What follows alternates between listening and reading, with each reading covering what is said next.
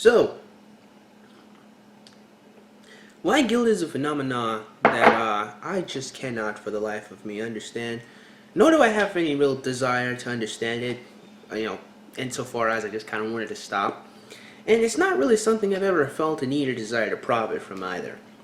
I mean, I think we all know what white guilt is, feeling guilty for what some white people in the past have done, so you feel like you have to be extra good, special, or virtue signal harder than other white people because you just feel so darn bad. And you want to get rid of all these bad feelings, but you don't know how, so you just kind of pander to minority groups, usually black people, in order to feel better about yourself. But in the end, you realize it's incredibly hollow because you're not actually doing anything, so you can't actually get rid of that white guilt that you have. And it's just this perpetual cycle of just trying to appeal to people and virtue signal, and then realizing it doesn't really make a lick of a difference in the world. And that's what I see coming from white guilt, or people that suffer from white guilt.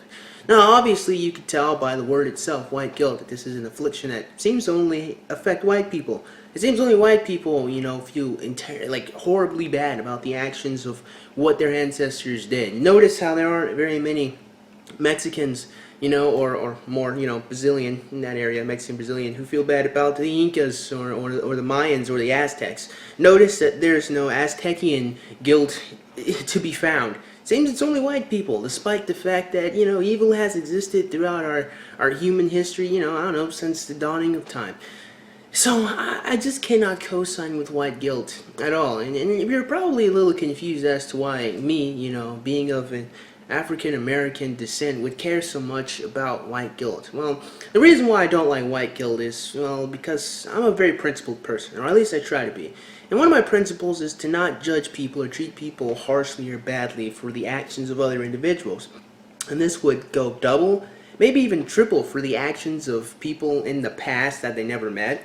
Usually my principle is just, if, I don't know, your brother stole something, I'm not going to treat you badly because of what he did, despite the fact that you guys came from the same mother and father. That kind of stuff right there. I treat individuals, differently than I would treat, whole groups of people. Or I treat an individual person differently based on our relationship or what I've seen from them.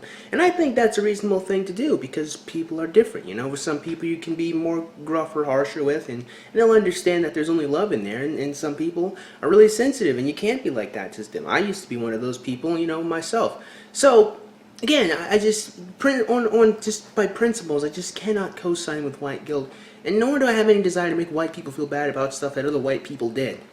In fact, I think white people in general should just kind of let it go and stop worrying about white people in the past and just focus on being better people individually. Now, don't focus on the whole white identity, just focus on the people identity. But I digress. In today's video, I want to go over a video where this woman was actually exhibited white guilt, probably in its purest form, which I find to be incredibly interesting. So I'm just gonna let her take us away.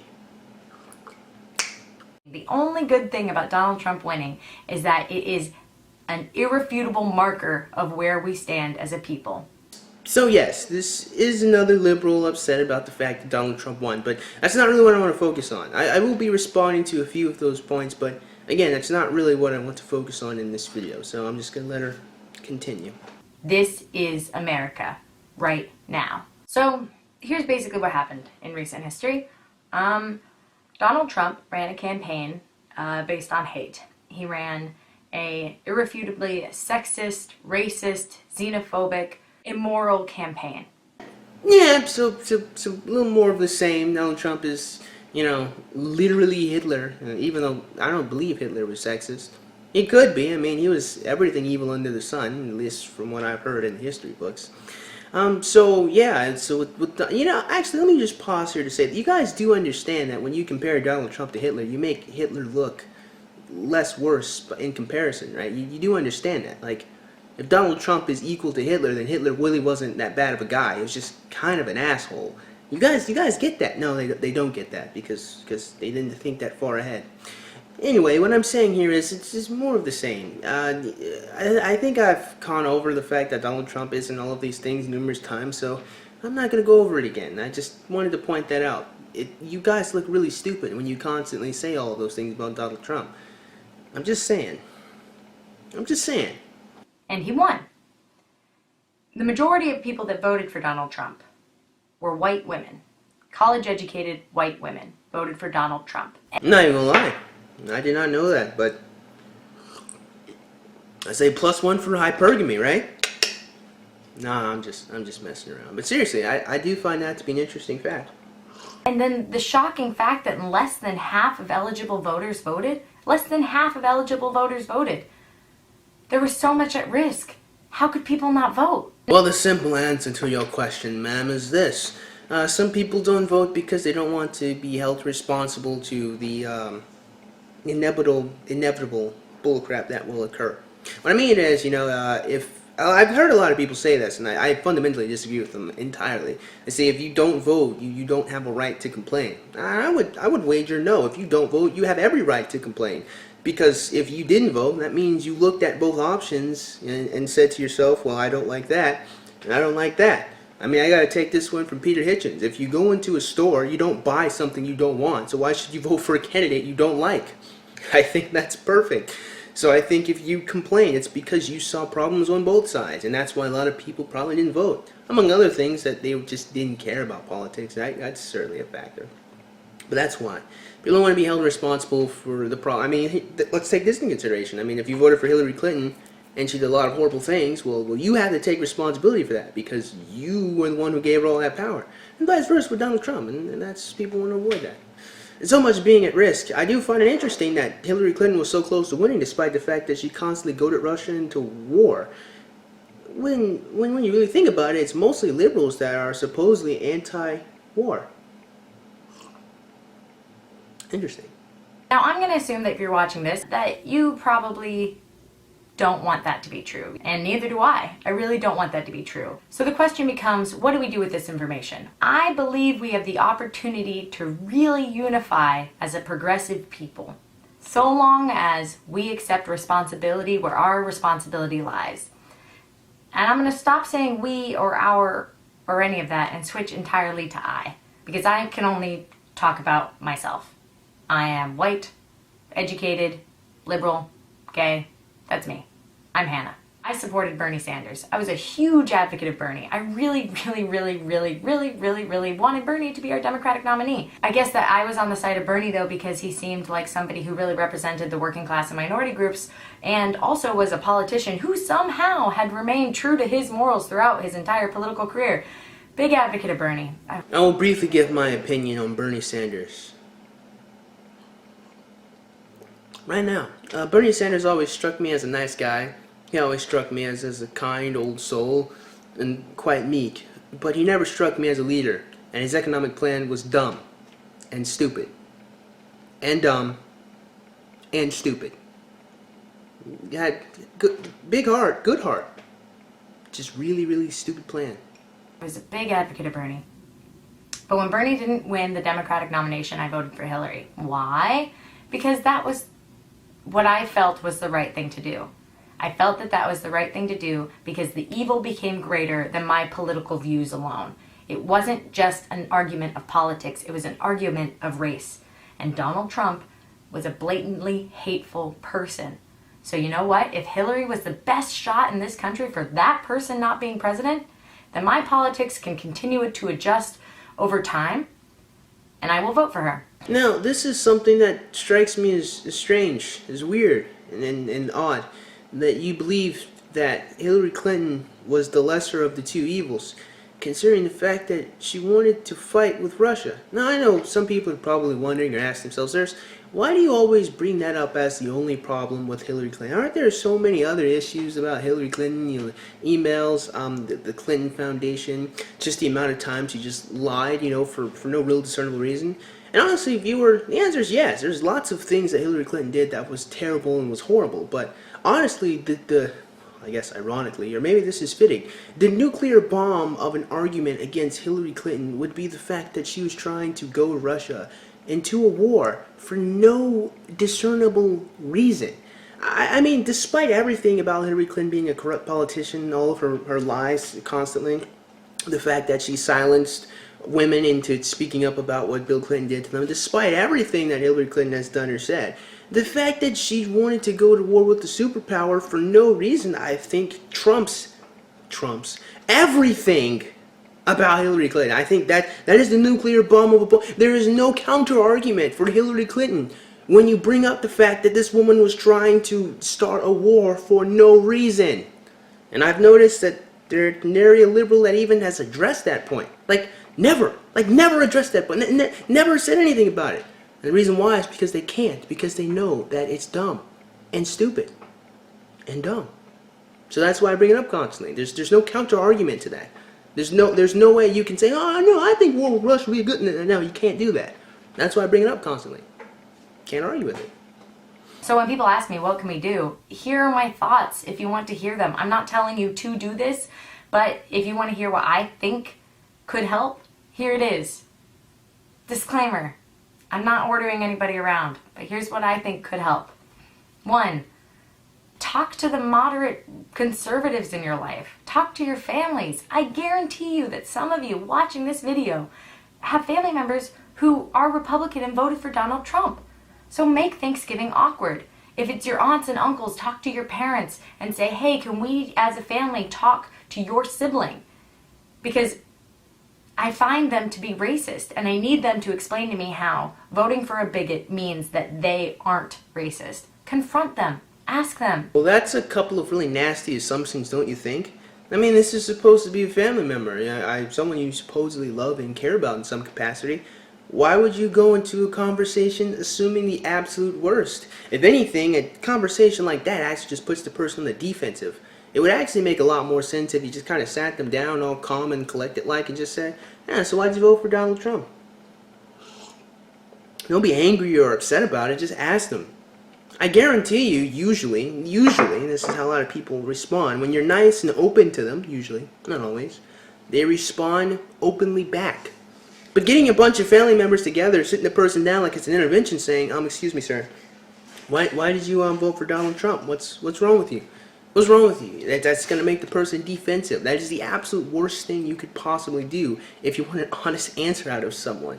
Seriously, it just makes more sense to just have a conversation. They don't need to make things awkward. Just talk to them. That's all I have to do. Stop being so melodramatic. Goodness.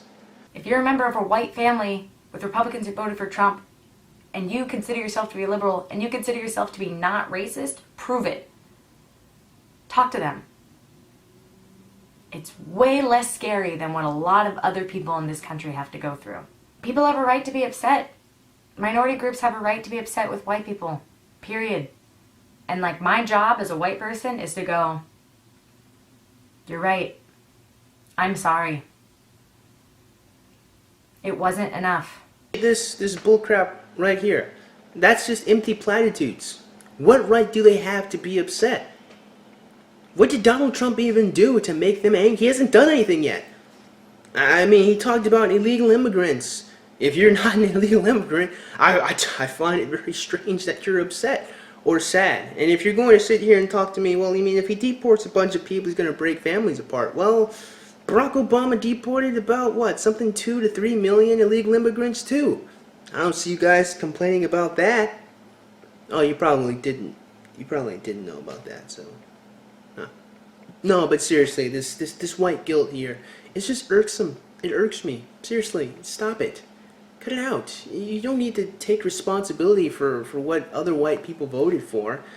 I mean, white people are that people. You should stop with this mindset that all white people should be on the same page or feel the same thing, because all white people aren't the same person. So logically, why would that even be the case?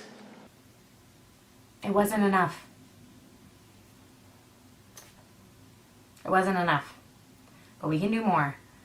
And so don't get butt hurt if people are upset right now. Let people have their feelings. If somebody's like, oh, that safety pin's so fucking stupid, be like, okay, I hear you. I get it. I know. It's not enough. I'm sorry. Let's move forward together because I want to help you. I want to stand by your side. Please tell me how. My biggest concern is that we won't be able to get our shit together and unify. No, probably not. And if you guys do unify, it'd probably be under a collective form of anger. Lots of anger, sadness, depression, and low self. Actually, it would just be the same exact thing now that I think about it. It's easier to be unified in hate than it is to be unified in progress. Yeah, it's a wonder why you call yourselves progressives. As if progression unto itself is even a good thing. That's always thrown me for a loop. Genuinely, I don't really understand how many concepts people believe are good unto themselves are so. But that's really metaphysical and abstract, so I'll have to talk about that some other time.